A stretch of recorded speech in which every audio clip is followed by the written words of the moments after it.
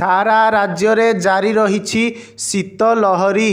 कोरापुट कंधमाल सुंदरगढ़ मयूरभंज रे प्रबल शीत अनुभूत हेउथिबारु जनजीवन अस्तव्यस्त होई पड़िछि। आसंता 7 दिन पर्यंत राज्य रे एपरी शीत लहरी जारी रहिबा नेई पाणीपाग विभाग पक्षरु सूचना जारी होईछि। पाणीपाग विभाग पक्षरु जारी करा जाइथिबा सूचना अनुसार घन कुहुडी पाई आज 20 जिला को अलर्ट जारी करा जाइछि। एही समस्त जिला गुड़िक हेले झारसुगुड़ा, सुंदरगढ़, खोर्धा, जगतसिंहपुर, केन्द्रापड़ा, नयागढ़, जाजपुर, ढेंकानाल, अनुगुल, मयूरभंज, केन्दुझर, गजपति, गंजाम, कलाहांडी, कंधमाल, बौद्ध, सोनपुर, कोरापुट, बलांगीर सेहीपरि आसंता काली पाई मध्य 17 जिला को सतर्क सूचना जारी करा जाइछि। तेबे समस्त जिले में दृश्यमान क्षमता 50 मीटर किंबा ताठारु कम होई पारे।